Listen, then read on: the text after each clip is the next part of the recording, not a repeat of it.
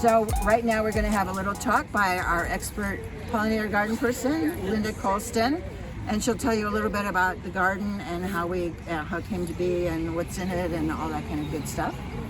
And now I'll turn it over to Linda. Thank you, Shari.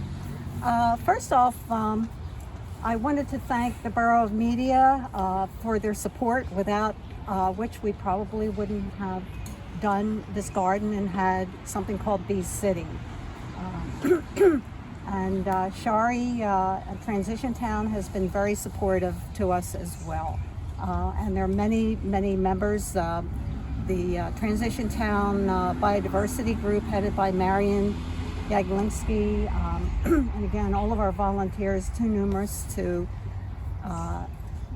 name, have been helpful with the garden. Redbud Native Plant Nursery helped provide some of the shrubs and other smaller plants, in addition to some of the others that we ordered through a wholesale nursery. So I wanted to give you a little bit of background. Bee City is an initiative through the Xerces Society. I don't know how many of you know about the Xerces Society. It's an international society for the preservation of invertebrates and their habitats throughout the world. Bee City is the national, in the United States, the national group that is under the umbrella of Xerces Society.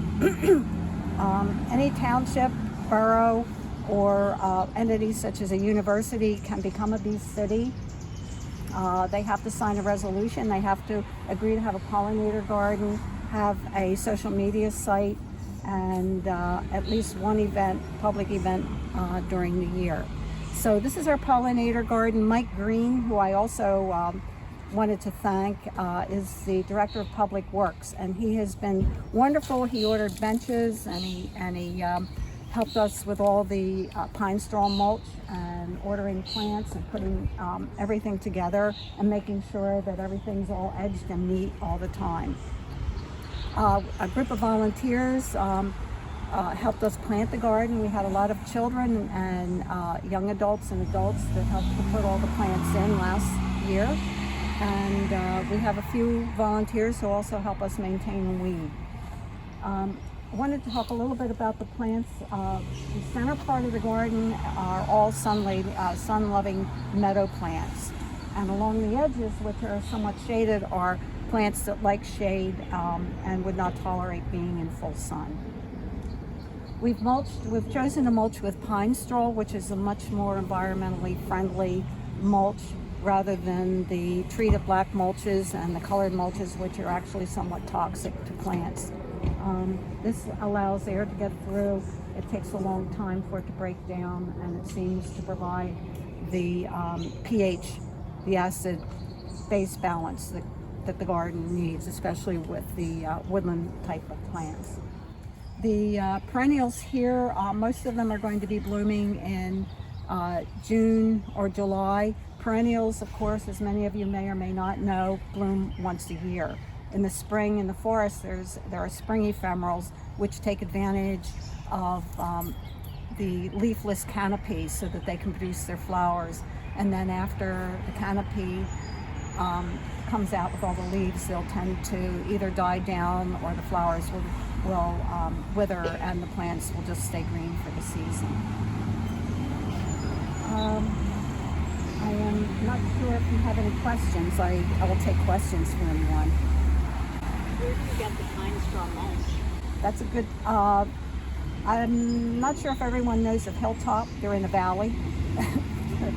They're on the other side of Media, so if you go out of Media on Route 1, as you go down the hill, there's a veterinarian on the left-hand side, and if you turn left on Creek Road, Hilltop is down there. I recommend that if you use pine straw, that you use gloves, because it's very prickly. It's a southern long needle pine. It lasts a lot longer than our white pine needles in this area. I have found I have a woodland garden, and I found in my garden that it helps to keep the leaves. We all know we're supposed to leave the leaves. We're not supposed to put them in bags and ship them off. You're supposed to try to either compost them or put them in a place in your garden. And it's wonderful mulch. The pine straw I found prohibits or I guess decomposition from the earthworms, and earthworms are not native to this area. they were all wiped out in the Ice Age. So the worms that we have are brought in from Europe and Asia with plants that came in. And in some areas like forests, they're invasive. In the forest, there's supposed to be about 6 inches of what's called duff, very light, fluffy leaf mulch that has been broken down over years. The earthworms are chewing all of that up, and it's not providing the place for invertebrates, salamanders, and other things to live. So earthworms are good in small numbers, but not in large numbers.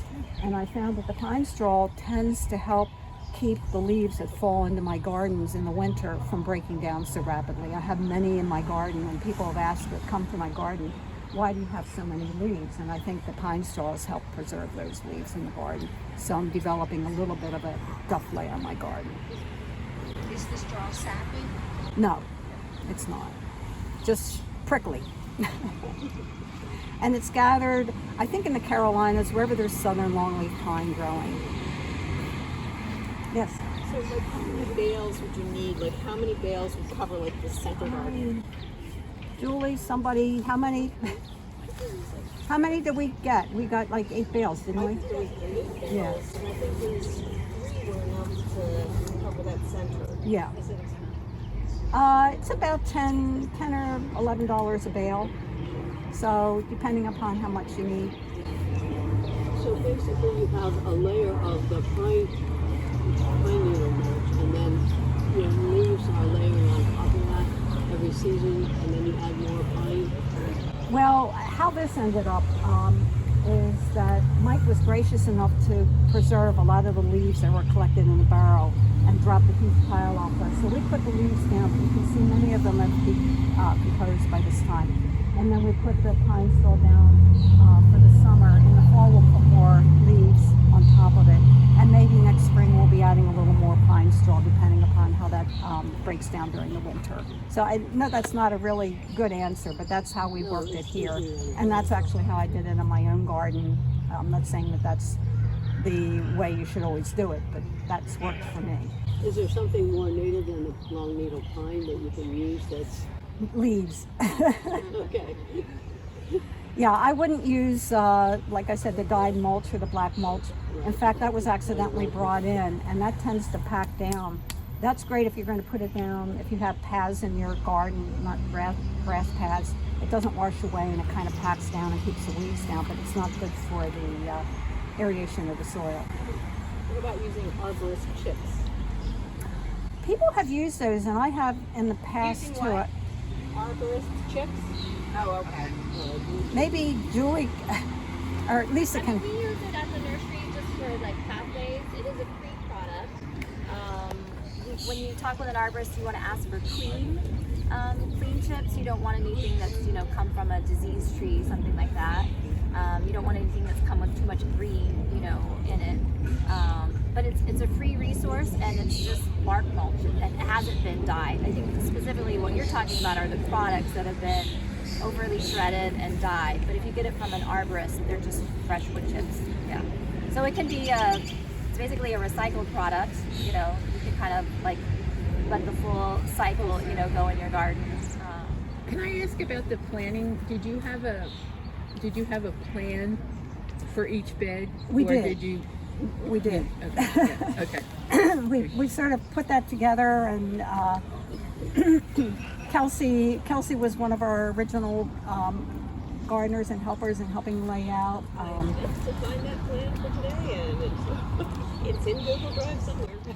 I can't find it anymore. I've looked for it because I wanted to use it because we're labeling, but as they come up, we'll figure out what they are. But I think the labeling is a great idea. Yeah. I like that. the signs were something that were ordered. I had them in my own garden. Mike Green liked the idea of labels that would withstand the weather and the sun and everything else, rather than the little metal things that tend to fall over. Any other questions? Okay. Oh. Where did you get those mosquito signs? They're a donation. I have them. You can have them today. Okay, thank you. So if you'd like to make any donation, Okay. it's fine. Yep, take one with you.